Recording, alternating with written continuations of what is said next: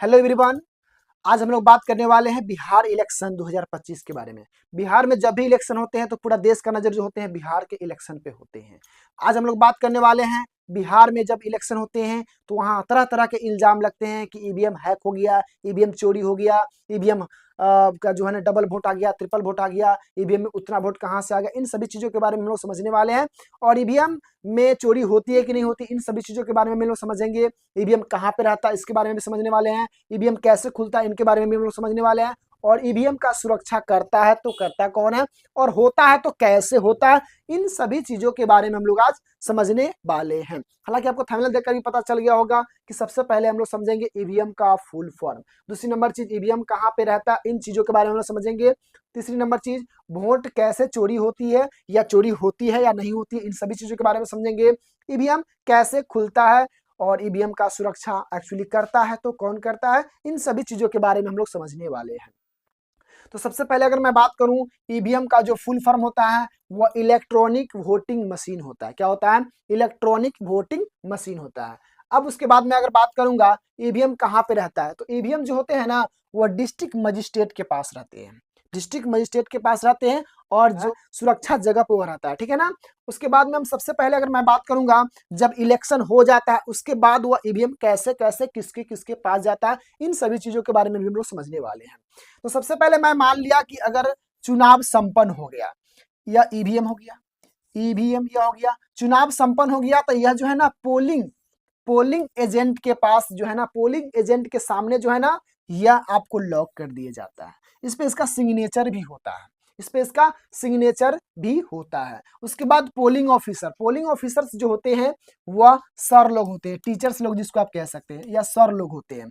और polling agent जो होते हैं वह अलग अलग पार्टी का अलग अलग इसमें पोलिंग एजेंट रहते हैं। जितने पार्टी का इच्छा हो उसमें पोलिंग एजेंट उतने रह सकते हैं, उतने संख्या में रह सकते हैं, ठीक है ना। तो यह जो होते हैं पोलिंग एजेंट वह पार्टी पे डिपेंड करता है, किस पार्टी का पोलिंग एजेंट कहाँ है कहाँ नहीं है, वो पार्टी पे डिपेंड करता है, ठीक है ना। जो पार्टी जीतने वाला होता है, चाहे जो पार्टी वर्चस्व की लड़ाई करता है, वो पोलिंग एजेंट अपना अपना रखते हैं, बाकी बात लोग नहीं भी रखते हैं, ठीक है ना।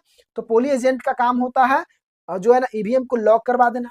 और उसके बाद जो है ना पोलिंग ऑफिसर यानी कि जो टीचर्स लोग होते हैं उसका काम है कि जो ईवीएम है, ईवीएम को लॉक करके उसको आपको प्रेजेंटिंग ऑफिसर को सौंप देना।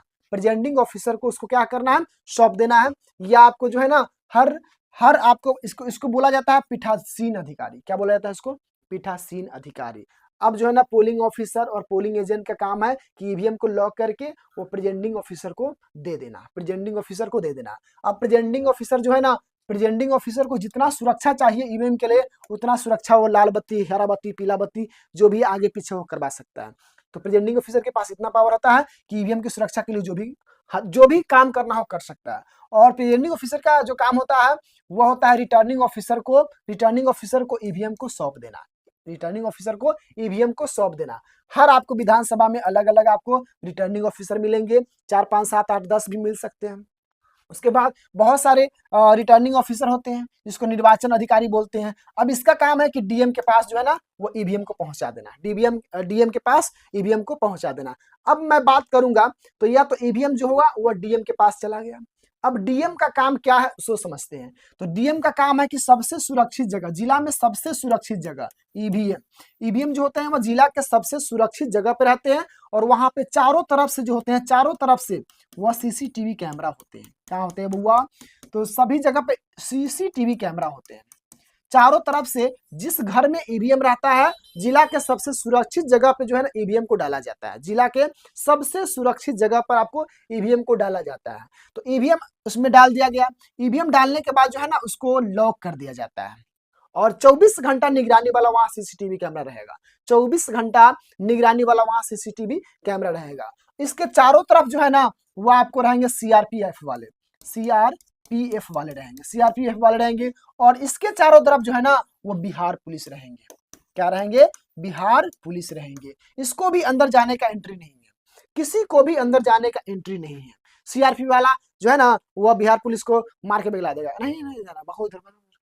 तो सीआरपी वाला का काम यही है किसी को अंदर नहीं जाने देना है। और यह इस रूम में तो कदापि नहीं किसी को जाना होगा। अब इसका निगरानी कहां से होता है? मान लो कि किसी कोना पर एक रूम है, उसमें सीसीटीवी कैमरा का ऑफिस है। अब वहां से आप देखते रहिए, जो भी कैंडिडेट है ना, यहाँ से देखते रहिए कि ईवीएम में कोई छेड़खानी तो नहीं हो रहा है। हालांकि 100% लॉक होता है, सीसीटीवी कैमरा से उसको 24 घंटा निगरानी में रहता है। आप जो भी कैंडिडेट है वहां से आप देख सकते हैं लगातार। लगातार आप वहां बैठे रहिए, देखते रहिए, 24 घंटा आपको सेवा पानी वहां मिलते रहेगा। ठीक है ना। वहाँ एक बड़ा रूम होता है, इसमें आपको 24 घंटा निगरानी के लिए आप रह सकते हैं। आपको हर चीज हर व्यवस्था आपको मिलते रहेंगे। ठीक है ना। तो ईवीएम जो होते हैं वो 100% सुरक्षित होते हैं, यहाँ चोरी नहीं होते हैं, वोट चोरी नहीं होते हैं। वोट चोरी की अगर मैं बात करूं तो वोट चोरी आपको एक दो कर सकते हैं, कहाँ पे, तो जहां वोट गिरता है बूथ के पास ही कर सकते हो, एक दो डबल आप गिरा सकते हो, ट्रिपल आप गिरा सकते हो, लेकिन इसके अलावा आप कहीं नहीं कर सकते हो। हालांकि वो भी संभव नहीं होता है। ठीक है ना। तो उम्मीद है कि इन सभी चीजों के बारे में समझ गए होंगे। ईवीएम कहाँ रहता है, तो ईवीएम जो होते हैं वो डिस्ट्रिक्ट मजिस्ट्रेट के पास रहते हैं, जिला के सबसे सुरक्षित जगह पे होते हैं। उसके बाद वोट चोरी होती है क्या, तो वोट चोरी बिल्कुल नहीं होती है। वोट जो चोरी है बिल्कुल नहीं होती है। ईवीएम कैसे खुलता है, तो ईवीएम जो खुलता है इसमें ध्यान दीजिएगा, ईवीएम कैसे खुलता है इस पर हम थोड़ा फोकस करते हैं। तो ईवीएम जो है ना वो मीडिया और जो कैंडिडेट होता है इन दोनों के उपस्थिति में खुलता है। वहां से सब चीज को आप देख सकते हैं कि मेरा जो ईवीएम है वो खुला हुआ है, पैक है, किस प्रकार पैक है, इनको आपको देख सकते हैं। ठीक है ना। तो ईवीएम जो है ना वो मीडिया और जो कैंडिडेट होते हैं उसके सामने खुलता है। तो ईवीएम कैसे खुलता है इसके बारे में समझ गए, मीडिया और कैंडिडेट के सामने खुलता है। ईवीएम की सुरक्षा के बारे में हम समझ गए कि यह जो है ना सुरक्षा की पूरी जिम्मेदारी जो होती है वो डीएम के पास होती है, डिस्ट्रिक्ट मजिस्ट्रेट के पास होती है। तो उम्मीद है कि इन सभी चीजों के बारे में आप लोग बहुत बेहतरीन तरीका से समझ गए होंगे। और जो भी लोग इस चैनल पे न्यू है, एक बार आप चैनल को सब्सक्राइब कर दीजिए, क्योंकि आपके सपोर्ट की हमें बहुत जरूरत है। ठीक है। जय हिंद।